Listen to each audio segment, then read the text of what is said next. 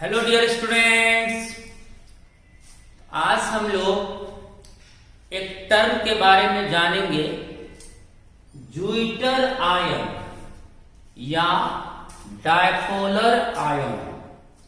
ज्यूइटर ion क्या है या डायपोलर आयन क्या है, या किसके बीच ये डायपोलर आयन फॉर्म होती है, किन दो ग्रुप्स के बीच ज्यूइटर आयन फॉर्म होती है, निर्माण होती है। कई बार ये एग्जाम में पूछा भी जाता है कि ज्यूइटर आयन इनमें से किन ग्रुप्स के बीच निर्माण होती है, फॉर्म होती है। तो आइए हम लोग एक छोटा सा क्लिप जानते हैं ज्यूइटर आयन और डायपोलर आयन के बारे में। बच्चों, आपने प्रोटीन्स को स्टडी किया है, तो प्रोटीन्स एमिनो एसिड से बना होता है। मेनी नंबर्स में, लार्ज नंबर्स में जब एमिनो एसिड्स पेप्टाइड बॉन्ड से चिपकता है, जुड़ता है, तो निर्माण होता है बच्चों प्रोटीन्स का। तो इसका अर्थ हुआ कि प्रोटीन्स किससे बना होता है, तो आंसर होगा बच्चों एमिनो एसिड्स से।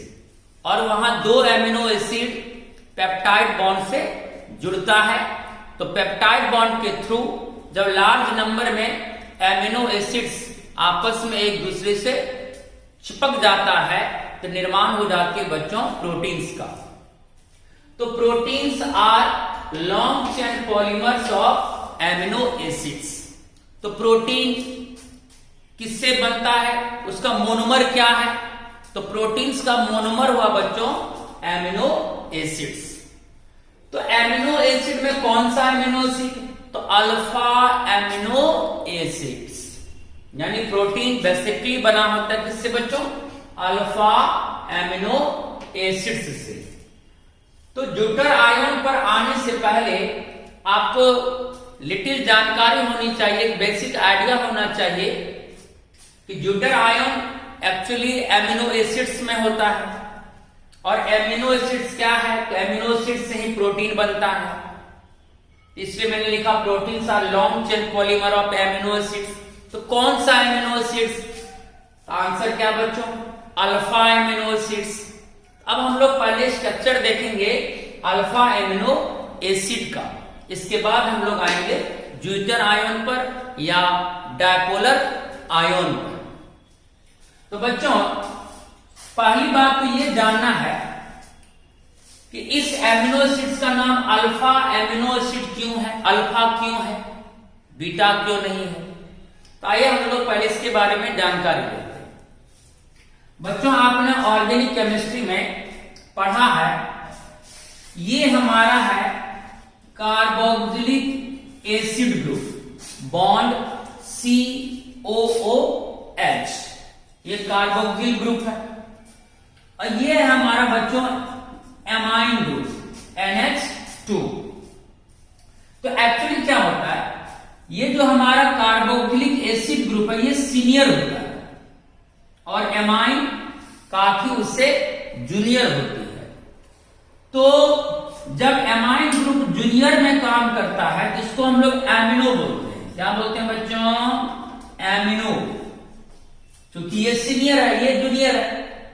तो सीनियर अगर ये एसिड ग्रुप रहेगा, यहां देखो एसिड ग्रुप है COOH, और उसी के साथ यहां NH2 ग्रुप भी है, यहां ये हो गया सीनियर और ये हो गया जूनियर। तो एमाइन ग्रुप का जूनियर नाम होता है बच्चों एमिनो, यानी यहां पर हम लोग इसको एमिनो ग्रुप बोलेंगे। ये हमारा हो गया बच्चों कार्बोक्सिलिक एसिड ग्रुप हो गया। तो अब क्या है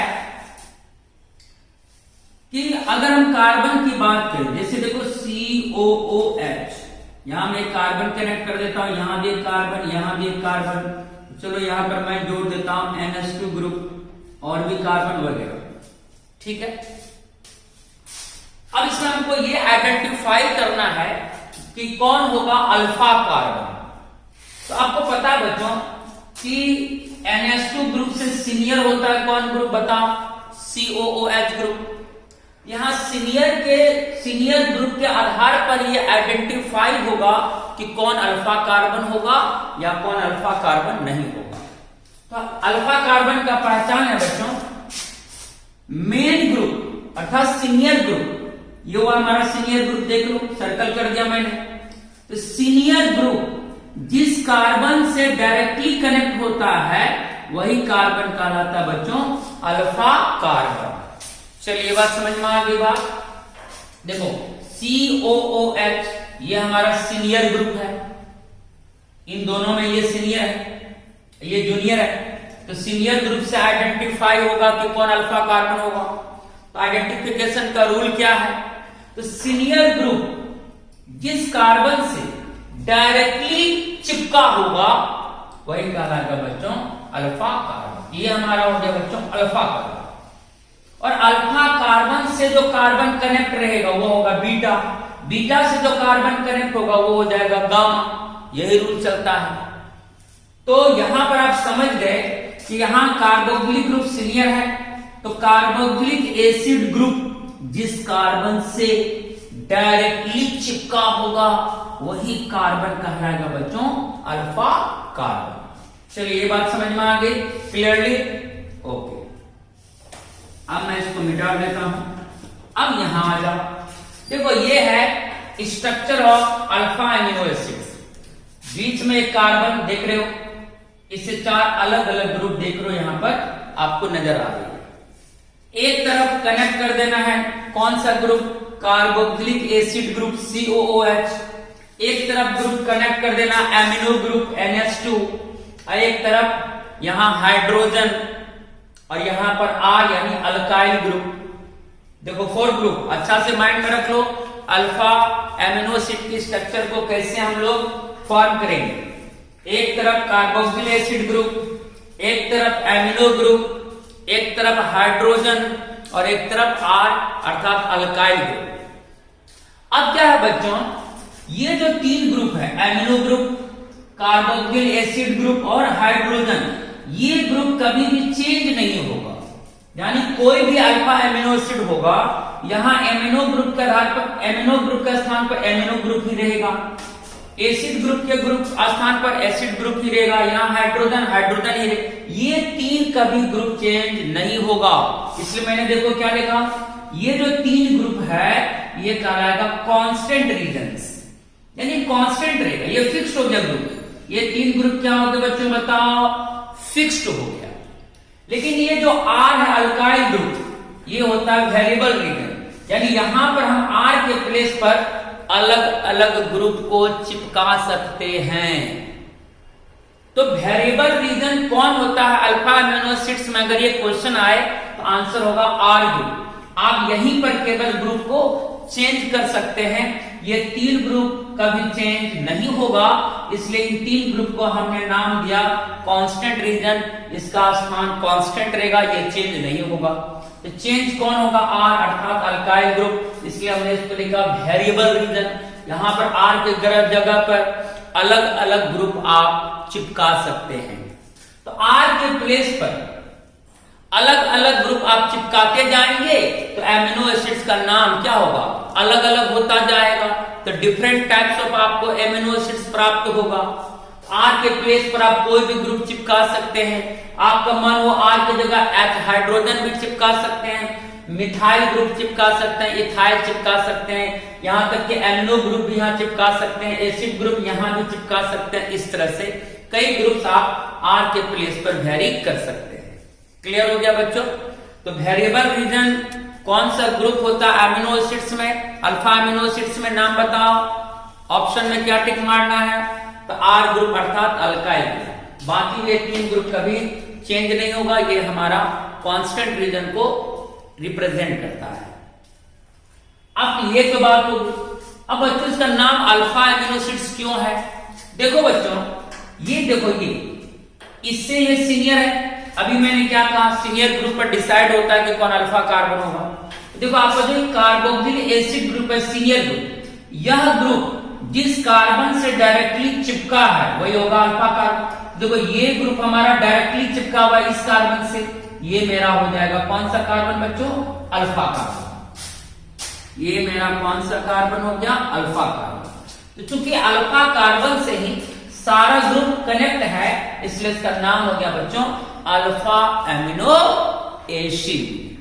चलिए ये बात क्लियरली समझ गए कि अल्फा कार्बन से ही सारा ग्रुप कनेक्ट है, इसलिए नाम हो गया अल्फा एमिनो एसिड। अब आते हैं हम लोग ज्यूटर आयन क्या है। देखो alpha amino acid behaves as dipolar ions. Alpha amino acid structure आप देख चुके हो, यह डायपोलर आयन की तरह शो करता है, या ज्यूटर आयन, डायपोलर आयन या ज्यूटर आयन। क्यों? तो ज्यूटर आयन कैसे फॉर्म होता है, कैसे बनता है? तो डायपोलर आयन या ज्यूटर आयन फॉर्म होता है बच्चों due to transfer of a proton. Proton means hydrogen ion को हम लोग प्रोटॉन बोलते हैं। तो जब हाइड्रोजन आयन का क्या होगा बच्चों? ट्रांसफर होगा। कहां से कहां? तो फ्रॉम कार्बोक्सिल एसिड ग्रुप, यानी इस ग्रुप से H+ का क्या होगा बच्चों? ट्रांसफर होगा, और ट्रांसफर होके कहां जाएगा? एमिनो ग्रुप में, अर्थात NH2 ग्रुप में, तब निर्माण होता है ज्यूटर आयन का। तो आइए हम लोग जानते हैं कि कैसे ट्रांसफर होता है। तो देखो बच्चों, अभी आपने अल्फा एमिनो एसिड देखा, कैसे स्ट्रक्चर बनेगा? तो बीच में carbon, right side COO H group, acid group हो गया। इधर हम लोग क्या इंडिकेट करते बच्चों? NH2 group. यहां वेरिएबल रीजन हमारा होता R, यहां पर हाइड्रोजन। ये स्ट्रक्चर बन गया बच्चों अल्फा एमिनो एसिड का। बच्चों अब यहां पर क्या होगा? बॉन्ड ब्रेक होगा। ये हो गया H+ प्रोटॉन, ये हो गया O-। और आपको पता है बच्चों नाइट्रोजन का एटॉमिक नंबर 7, कॉन्फ़िगरेशन 2,5। अब देखो नाइट्रोजन के पास कितना है वैलेंस इलेक्ट्रॉन? 5। 5 में से देखो एक इलेक्ट्रॉन इसका इस बॉन्ड में शेयर कर गया, 2 इलेक्ट्रॉन हाइड्रोजन के साथ शेयर कर गया, क्योंकि 2 हाइड्रोजन है तो 2 इलेक्ट्रॉन हाइड्रोजन के साथ शेयर किया, 1 इलेक्ट्रॉन यहाँ कार्बन के साथ शेयर किया इस बॉन्ड में। तो 5 में से 3 इलेक्ट्रॉन नाइट्रोजन का क्या कर गया बच्चों? बॉन्ड में शेयर कर गया। तो कितना इलेक्ट्रॉन बचा? 2 इलेक्ट्रॉन बचा। 2 इलेक्ट्रॉन मीन्स कितना जोड़ा? 1 जोड़ा। 1 लोन पेयर होता है नाइट्रोजन के पास। क्लियर है? अब नाइट्रोजन क्या करेगा? अब जो यहाँ एसिड ग्रुप में H+ है प्रोटॉन, ये H+ यानी प्रोटॉन एसिड ग्रुप से ट्रांसफर हो जाएगा का एमिनो ग्रुप के नाइट्रोजन पर। देखो यहां ट्रांसफर हो गया, H+ transfer, H+ transfer from acid group to amino group में देखो ट्रांसफर हुआ। अब नाइट्रोजन क्या करेगा? अपना लॉन पेयर को डोनेट करके इस प्रोटॉन को H+ को अपने में चिपका लेगा। आपको पता है एक लॉन पेयर के डोनेशन से क्या बनता है? कोऑर्डिनेट बॉन्ड बन जाता है। तो उस बॉन्ड से H+ को ये क्या करेगा? नाइट्रोजन अपने में चिपका लेगा। यस कि नो? तो अब हमारा अगला स्ट्रक्चर क्या बनेगा बच्चों? देखो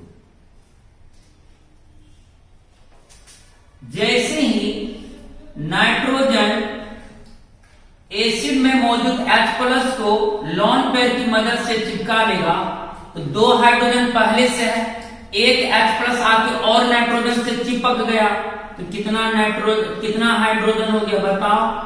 3 हाइड्रोजन हो गया। क्लियर? और इधर क्या बच गया बच्चों? COO- बच गया यहां पर। क्लियर है सब बात? अब बच्चों इसने लॉन पेयर को डोनेट किया नाइट्रोजन ने, तो जो डोनर होता है लॉन पेयर को जो डोनेट करता है उस पर कौन चार्ज आएगा? प्लस। जो उसको एक्सेप्ट करेगा उस पर माइनस। यहां एक्सेप्ट कौन किया लॉन पेयर को? H+। जैसे ये इलेक्ट्रॉन को एक्सेप्ट करेगा H+, एक्सेप्ट करने से इस पर कौन चार्ज आएगा? माइनस। वो माइनस इसके प्लस को न्यूट्रलाइज कर देगा। और यहाँ डोनर कौन है बच्चों? नाइट्रोजन। नाइट्रोजन डोनर एटम है, तो डोनर एटम पे कौन चार्ज आएगा? प्लस। यहाँ नाइट्रोजन पे चार्ज रहेगा बच्चों कौन? प्लस। ठीक है, ये बात समझ में आई? नाइट्रोजन लॉन पेयर को डोनेट किया, जो डोनर होगा उस पर प्लस चार्ज, और हाइड्रोजन प्लस ने इस लोन पेयर को एक्सेप्ट किया, तब हाइड्रोजन नाइट्रोजन से चिपक गया। एक्सेप्टर पर कौन चार्ज माइनस, तो वो माइनस पहले से मौजूद प्लस चार्ज पर न्यूट्रलाइज कर दिया। यहाँ डोनर एटम नाइट्रोजन है, उस पर प्लस चार्ज, यहाँ माइनस चार्ज आप देख सकते हैं ऑक्सीजन पर। अब यहाँ हाइड्रोजन कनेक्ट है, तो यहाँ हाइड्रोजन इंडिकेट कर दो। अब बताओ बच्चों, यहां पर क्या हुआ, प्रोटॉन का ट्रांसफर हुआ from carboxyl acid group to amino group, और इस ट्रांसफर के कारण क्या हुआ, यहां देखो माइनस पोल पैदा हो गया, यहाँ प्लस पोल पैदा हो गया। तो कितना पोल यहाँ पर दिख रहा है आपको, तो दो अपोजिट पोल यहाँ पर क्रिएट हो गया, इसलिए इसका नाम हो गया बच्चों डायपोलर आयन। डायपोलर आयन, या इसी को बोलते हैं हम लोग बच्चों ज्यूइटर आयन। ज्यूइटर आयन, बोलो समझ में आ गई बात। दो अपोजिट पोल यहां पर हो गया, तो प्रोटॉन के ट्रांसफर होने से आपने एमिनो एसिड्स में दो अपोजिट पोल को क्रिएट होते हुए देखा, इसलिए इसका नाम हो गया डायपोलर आयन या ज्यूइटर आयन। तो ज्यूइटर आयन किन दो ग्रुप्स के बीच बनता है, अगर एग्जाम में आए आंसर होगा एमिनो ग्रुप और कार्बोक्सिल एसिड ग्रुप। चलिए बात क्लियर हो गई। यहां पर आप एक नोटेबल पॉइंट्स लिखेंगे फॉर ऑब्जेक्टिव क्वेश्चन, ये पूछा जाता है ऑब्जेक्टिव में, लिखेंगे zwitter ion forms, zwitter ion forms between, देख लो अच्छा से, दो ग्रुप्स के बीच यहां ज्यूइटर आयन फॉर्म हुआ बिटवीन NH2 एंड COOH। ये अच्छा से माइंड में रखना है क्योंकि क्वेश्चन पूछा जाता है कि किन दो ग्रुप्स के बीच प्रोटॉन का ट्रांसफर हुआ। तो प्रोटॉन का ट्रांसफर किन के बीच हुआ बताओ, तो सर एसिड ग्रुप, कौन सा एसिड, तो कार्बोक्सिल एसिड ग्रुप और एमिनो ग्रुप के बीच जब प्रोटॉन का ट्रांसफर हुआ तो निर्माण हुआ किसका बच्चों, ज्यूइटर आयन का। ये ऑब्जेक्टिव क्वेश्चन में कई बार आता है एग्जाम में कि ज्यूइटर आयन इनमें से किन दो ग्रुप्स के बीच फॉर्म होती है, तो आंसर आपको टिक मारना है एमिनो ग्रुप NH2 और कार्बोक्सिल एसिड ग्रुप COOH के बीच। ओके बच्चों, यही थी कहानी ज्यूइटर आयन की। तो आपने जाना कि किन, तो कौन सा दो ग्रुप्स इन्वॉल्व है ज्यूइटर आयन में। मुझे उम्मीद है आप बहुत अच्छी तरह से इसको समझ गए होंगे। अल्फा एमिनो एसिड्स क्यों नाम है, अल्फा कार्बन का आइडेंटिफिकेशन कैसे होता है, ये भी आप समझ गए होंगे। तो चलिए बच्चों, अगर किसी को स्क्रीनशॉट लेना है तो जल्द से ले लीजिए। चलिए, एक छोटा सा क्लिप है ज्यूइटर आयन के बारे में। चलिए हो गया, इसी तरह पढ़ते रहिए मस्ती से, तब फिर मिलते हैं। तब तक के लिए बच्चों टेक केयर एंड बाय।